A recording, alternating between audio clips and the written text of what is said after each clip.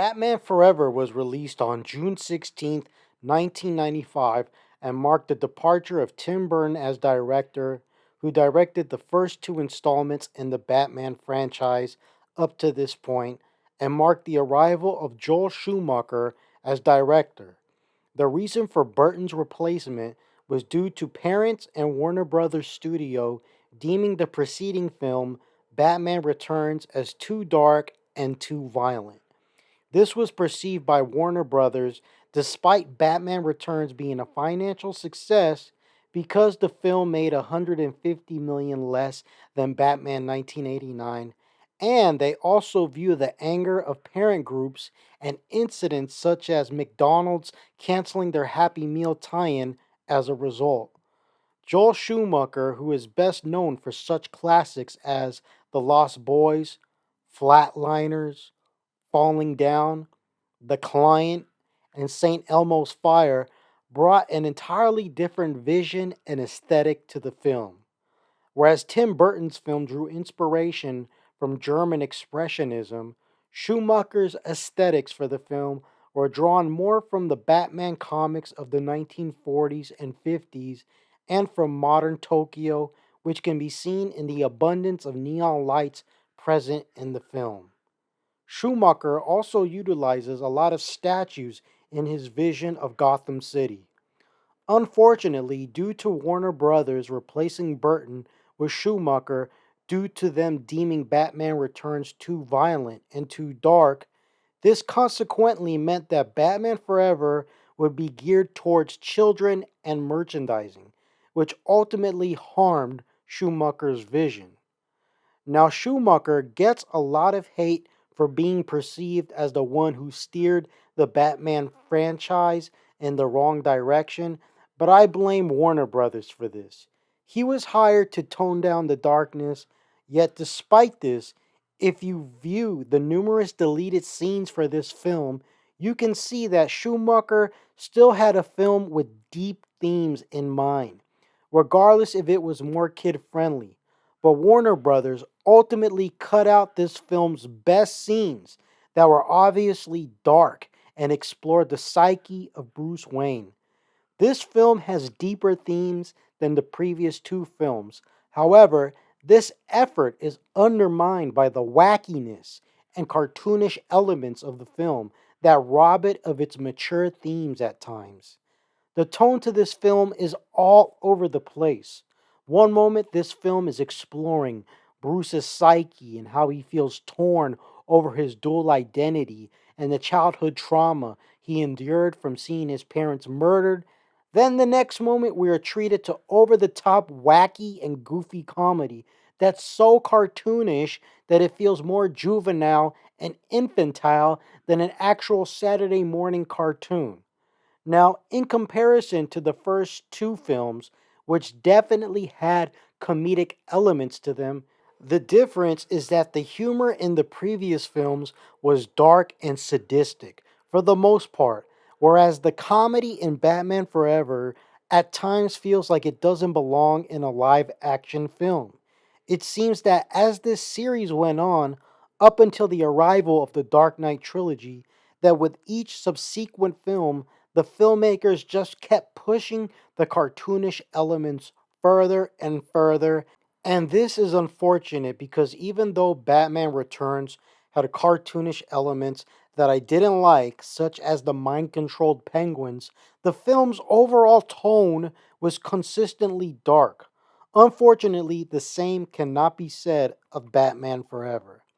But nevertheless, Batman Forever is an entertaining film and it has some excellent moments despite going too far with the campy, wacky elements. In addition to Tim Burton being replaced with Joel Schumacher as director, Michael Keaton was replaced with Val Kilmer as Batman after Michael Keaton felt that the direction that the film was taking was not right for him. Now, I thought Val Kilmer did a decent job, and even though I easily prefer Michael Keaton in the role, Val Kilmer brought something unique to the film, and I really enjoy his interpretation of a troubled Bruce Wayne. One of the things that I really appreciate about this film is that out of all three Batman films up to this point, Batman Forever is the one that focuses on Bruce Wayne and his conflicted soul the most. And it is here where Val Kilmer's version of the character truly shines. Now, another change that occurred with the arrival of this film was replacing Danny Elfman with Elliot Goldenthal to compose the film score.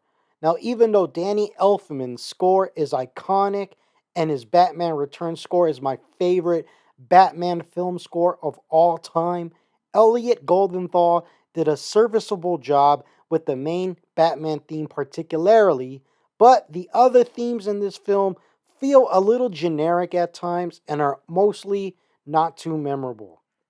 Now, as I previously stated, this film had numerous scenes that were cut from the film that you can find on the Blu ray release, and one of those scenes were the original opening to the film, which I absolutely prefer over what was included in the theatrical cut. The original opening scene takes us to Arkham Asylum, which is perfectly designed in this film. The set design in this film is pretty decent.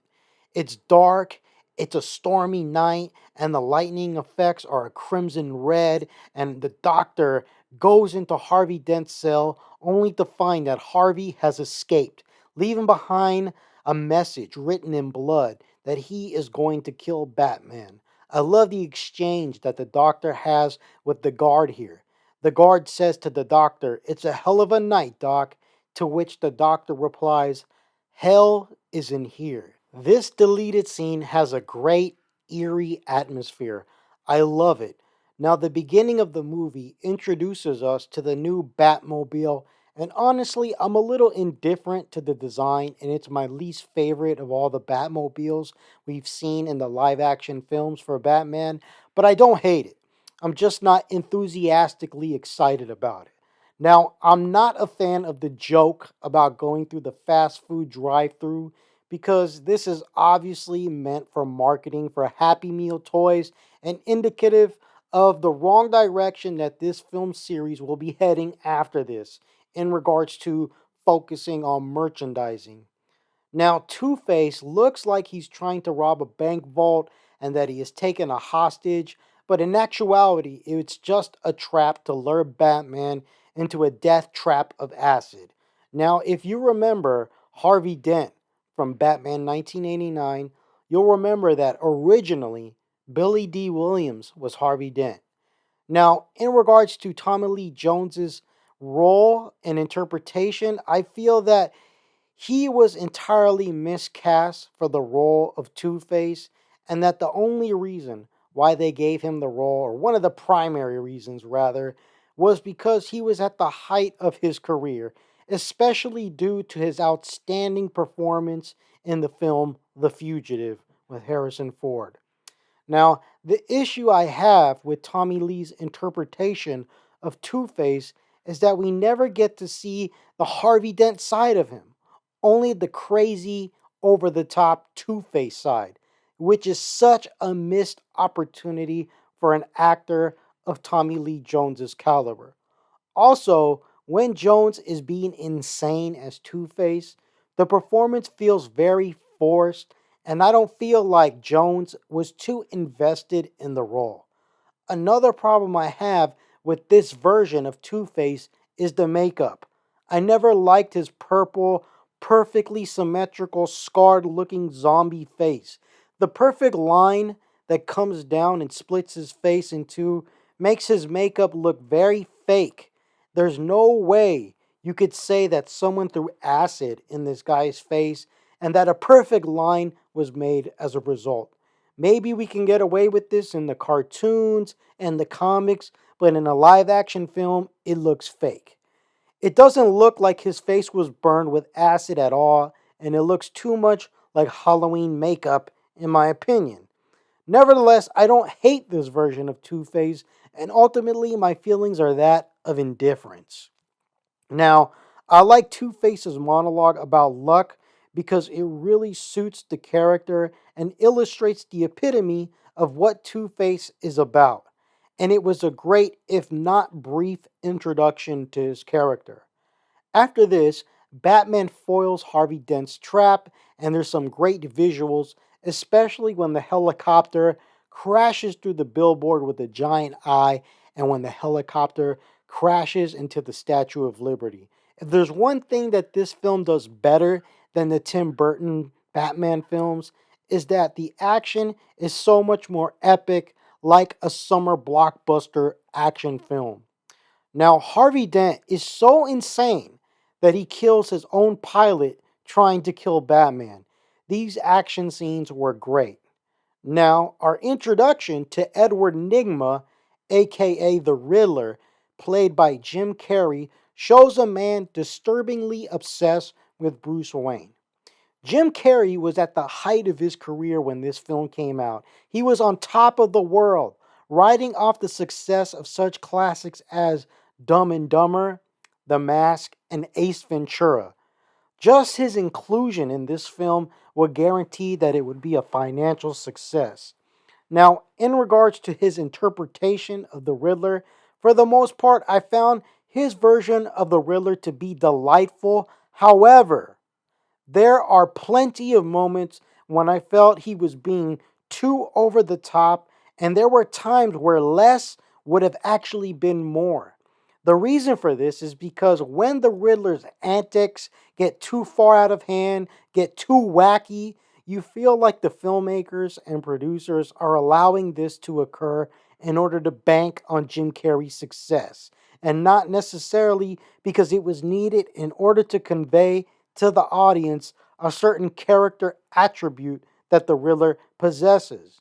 There are times when you feel like the movie is pushing Jim Carrey's comedy way too far, to the point that we are deviating away from the story, and it throws the momentum of the film off.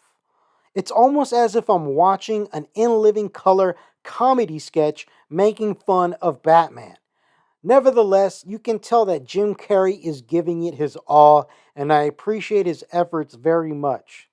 So, our introduction to the Riddler, we see that he is devastated that Bruce Wayne is not willing to give his experiment involving the manipulation of brainwaves that make a television viewer feel like they're in the TV show a chance. Because Bruce feels that it's unethical. It's unethical to manipulate people's brainwaves, especially through the use of human trials. The degree of Edward's disappointment illustrates how morbidly disturbed and obsessed he truly is right here. Now, in regards to the love interest for Batman, Chase Meridian, who is played by Nicole Kidman, she is absolutely stunning. She is beyond beautiful, and this film truly captures how gorgeous she really is. However, I felt that her performance was far too sexualized, and I say this not as someone who doesn't adore a sexy woman, but as someone who felt that some of her interactions with Batman feel like something from a pornographic film. The way she comes on to Batman was excessive because there's no build up to it. She just throws herself at him immediately. She just immediately throws herself at him like she's a fangirl or something, and it felt bizarre. And this is another example for this film where less would have been more. I felt that she was basically throwing herself at Batman way too easily and way too soon, to the point that it felt like a parody. When Kidman is toned down and acting like a normal woman, she does a decent job and plays Batman's love interest and Bruce Wayne's psychologist with an enduring sincerity. She feels like a character out of a 1940s film noir movie. I just wish that they had toned down her advances towards Batman a little bit to make it feel more realistic. So Chase basically pages Batman by using the bat signal, and even though the way she is sexualized feels ridiculous, this scene provides some great comedic moments, such as when Batman says, "It's the car.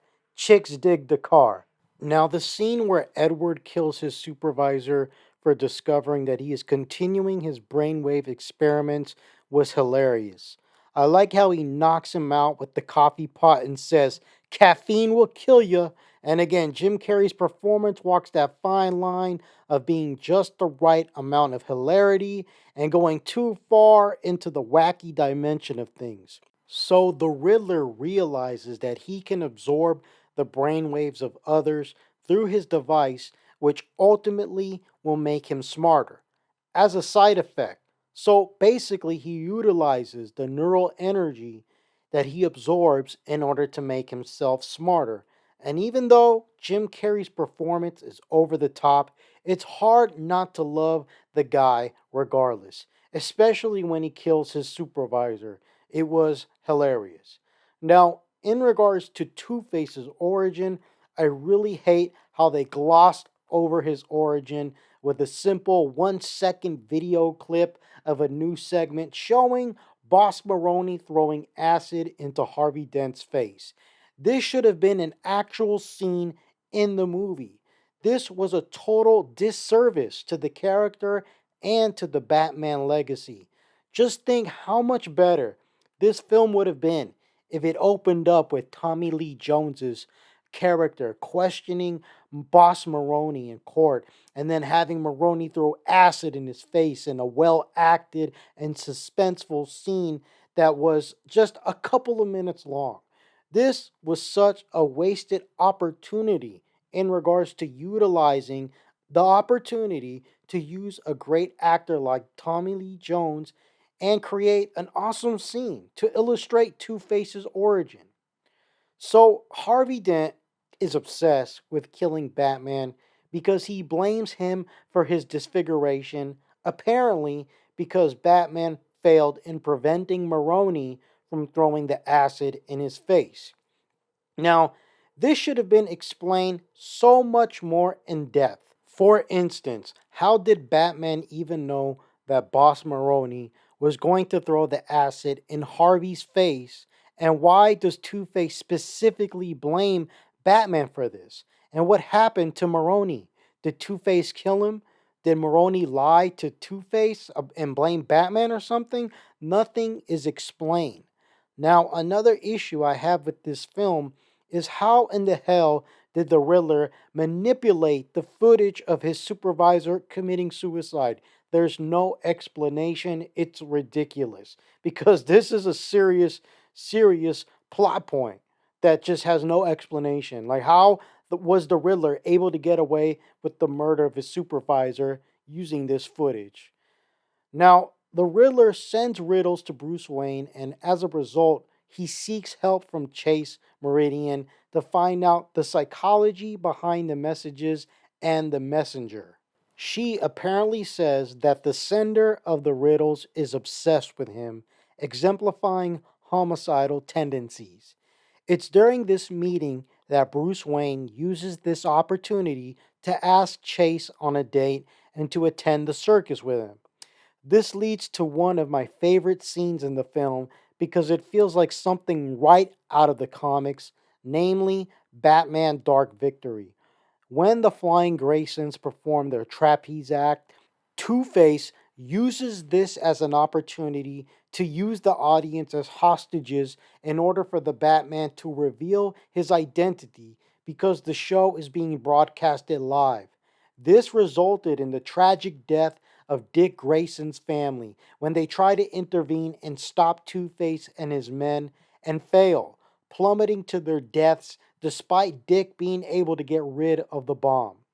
The way Dick's parents' deaths were executed was very emotionally powerful. I like how they don't show the impact of their fall and instead show the reaction of Bruce Wayne and Chase. And I like how there is no sound in regards to the impact of their fall. All you see is everyone's expressions of shock from witnessing this tragedy. The look on Dick's face was well executed. It was a look of shock, unacceptance, and disbelief and sadness. Now, Chris O'Donnell does an outstanding job as Dick Grayson and Robin. He truly captured the spirit of this character, and I love how true the film is to his origin, with his parents being killed in the circus and then being taken in by Bruce Wayne as an orphan. O'Donnell does a great job at playing an older version of the character who is bitter and resentful, yet still retains a significant amount of youthful naivety. When he is Dick Grayson, O'Donnell is absolutely perfect and a billion times better than the awful version of Robin that we got in The Dark Knight Rises, played by Joseph Gordon Levitt. However, my only minor problem with this version of Robin was certain aspects of the costume, which was a little too over the top. I'm specifically talking about that ridiculous codpiece. Now, I think it would have been best to just have Dick go directly to being Nightwing if you were going to go in this direction, with him being a little darker and angrier and older. And the filmmakers, they just should have saved the Robin persona for his performance with the Flying Graysons. And when he suited up with Batman, he should have been Nightwing. I also think that the nod to the 1960s television series when he says, "Holy rusted metal, Batman," was absolutely awful and unnecessary. I don't know what they were thinking with that line of dialogue. It's dreadful. Now, it would have been great, and it would have been absolutely hilarious at the same time if Robin had said, "Holy shit, Batman, I swear I will die a happy man if we ever see a live action version of Robin saying that." So, Bruce Wayne, seeing a lot of commonality between him and Dick because both of their parents were murdered, decides to help Dick by having him stay with him. But Dick Grayson doesn't want anything to do with Bruce. He doesn't want to stay with Bruce. He just wants to find Two Face and kill him and have his revenge as soon as possible. Bruce Wayne tries to consult him, but Dick doesn't understand that Bruce Wayne totally understands what he's going through. And again, I just want to reiterate that I love Chris O'Donnell's interpretation of the character. This Robin is torn and angry. I've never been a fan of Robin. I always thought he was corny and lame, but I don't mind Chris O'Donnell's version at all, possibly because he's an older version and not a little boy. Now, as a result of Dick Grayson's tragedy, this has Bruce Wayne remembering what he went through when his parents were murdered. He remembers the evening of his parents' burial and finding his father's journal and how he feels that he is responsible for the death of his parents. So much so that he accidentally tells Alfred that he killed them.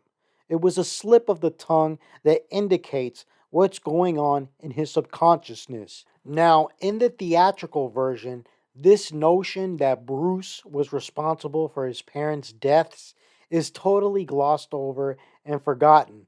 But in some of the deleted scenes to this film, it plays a central role in Batman overcoming his inner torment, which I will discuss later.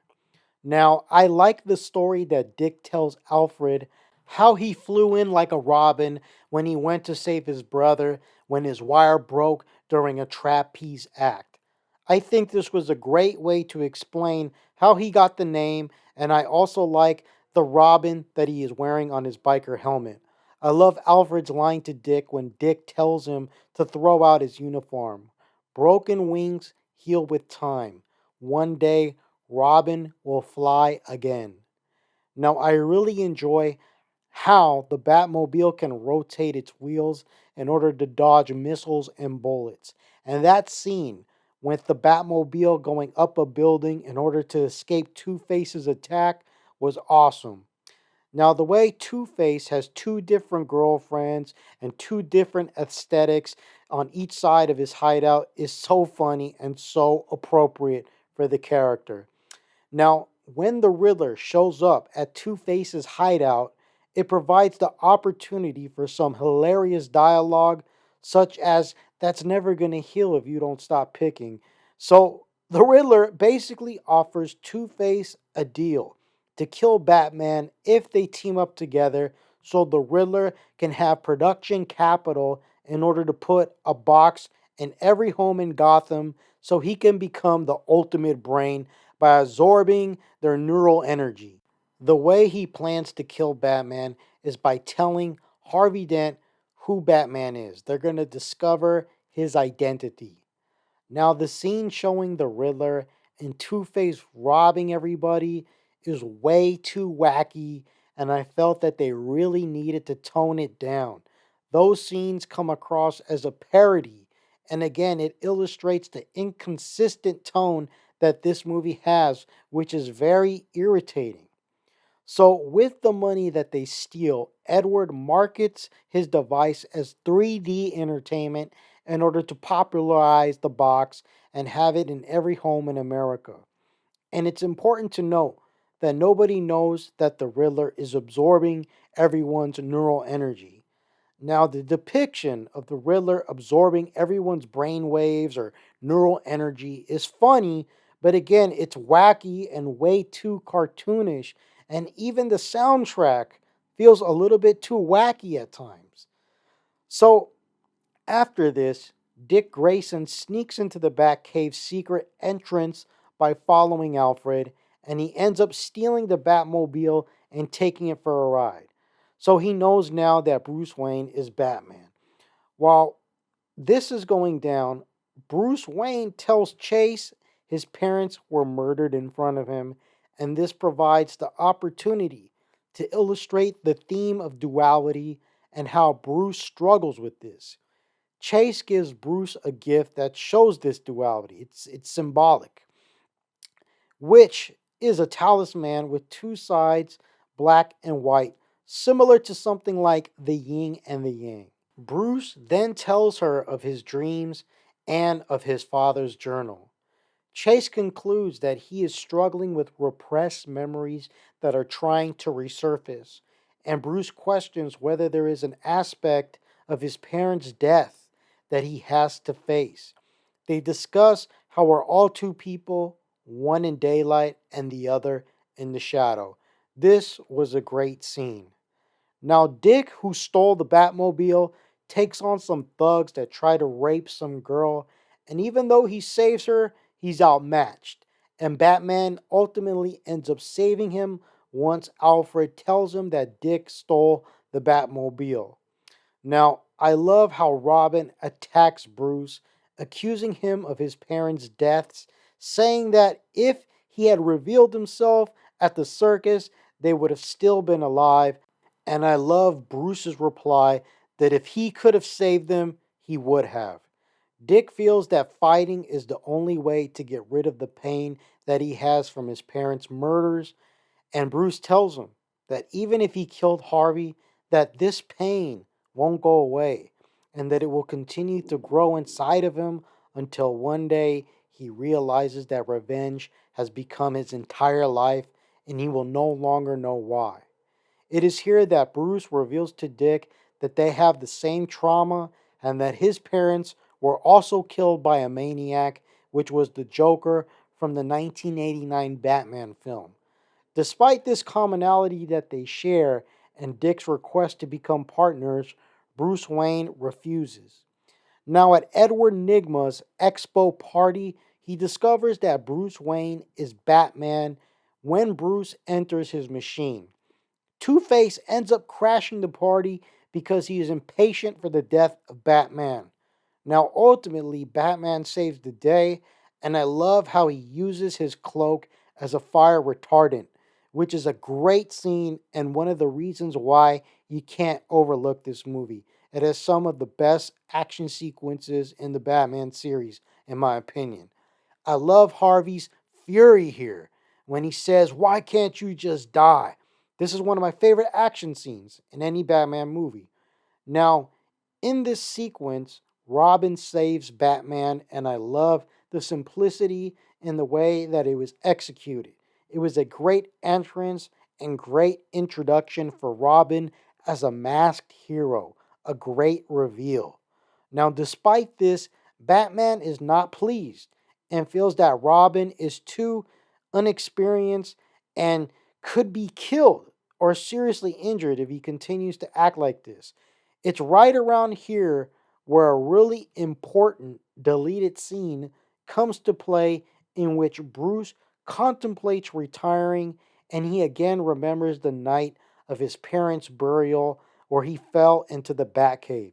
He wonders, is he still just a boy afraid of the dark?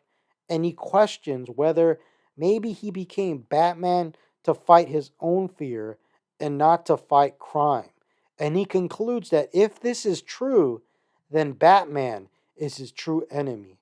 Alfred then urges him to go to Chase Meridian as a possible alternative for his lifestyle in order to find love. Again, this was a very crucial scene that should have been included in the film, and it provides essential context for why Bruce Wayne all of a sudden, in the theatrical cut, decides to give up as being Batman, which we will see happen later on in the film. So after this, Batman goes to Chase and she realizes that she actually wants Bruce Wayne and not Batman. And because of this, Bruce decides to quit being Batman. But if that deleted scene was included, we would know that it's more than just Chase telling him that she loves or that she's attracted to Bruce Wayne. So, in the theatrical version, Bruce quits being Batman because Chase wants to be with him. But if that deleted scene were included, it had to do with Bruce concluding that his Batman alter ego was his true enemy. Now, in regards to the chemistry between Chase and Bruce, it's really hit or miss at times, and I think this has more to do with the acting and not necessarily how the characters are written. I'm not sure if Val Kilmer and Nicole Kidman make a good on screen couple, especially compared to Michael Keaton and Michelle Pfeiffer, or even Kim Basinger, or Robert Pattinson and Zoe Kravitz. That was good chemistry. So, anyway, Bruce and Chase spend Halloween evening together, and the Riddler and Two Face show up knowing now that Bruce Wayne is Batman. But before they ruin the moment, Bruce tells Chase about his nightmares regarding him falling into the Batcave with his father's journal and how he saw his destiny in the cave when he saw a huge bat coming towards him. They kiss, and she knows instantly that Bruce is Batman because the kiss feels the same as when she kissed Batman earlier on in the film. Riddler then blows up the Batcave, and once again, Jim Carrey's performance goes too far with the wackiness, and the sound effects, especially in this scene, were ridiculous. The antics are over the top, and it's aggravating because if they had just toned it down, the scene would have been fine. So, Two Face and the Riddler kidnap Chase, and the Riddler leaves a riddle for Batman. After this is where my favorite from the batch of deleted scenes plays in. In the deleted scene, Bruce's dilemma, Batman returns to the cave that he fell into as a young boy in order to face his nightmare. Inside the cave, Bruce discovers his father's journal that he left there when he was young and again encounters his inner guilt because he feels that his parents' deaths are all his fault because initially his parents wanted to stay home and Bruce was the one that wanted to go to the movies, which is where they were killed. A giant bat then appears before him, and I totally believe that this right here is a tribute to the character called the Man Bat. And once Bruce encounters this huge bat and overcomes his fear and guilt, he decides that he doesn't have to choose between being Batman or being Bruce Wayne, that he can be both. Again, this is such a great scene, and if this were included in the theatrical cut, it would have improved the film immensely. After this, Bruce and Alfred are able to find out that Edward Enigma is the Riddler and behind everything through solving the riddle that he left behind. This marks the beginning of the third act of the film, which goes completely downhill into the depths of stupidity that will only haunt this series further with the next installment, Batman and Robin. So Bruce puts on a new suit And this gives way to the worst scene and joke in the entire film and possibly the entire series. So bad that it leaves me speechless. And that's a shot of the bat butt cheeks. We see basically Batman's ass up close. And I don't know if this was supposed to be funny or what, but I thought it was ridiculous and stupid. This crap is beyond ridiculous, and it's at this point in the film where I no longer feel like taking the movie seriously. Why should I when the filmmakers aren't? Seriously, this was a perfect way to completely suck the life out of all those deep themes about inner conflict. That right there was just absolutely unnecessary and maddening to me. So while Batman suits up in his new suit, Robin also joins him in his effort to save Chase, and they decide to be partners. Robin drives the Batboat, and Batman drives the Batplane. This then leads us to a stupid sequence similar to one of the few things I disliked in Batman Returns when the Penguin is riding a carousel that resembles the Batmobile. So basically, Two Face and the Riddler play Battleship with the Batboat as their target.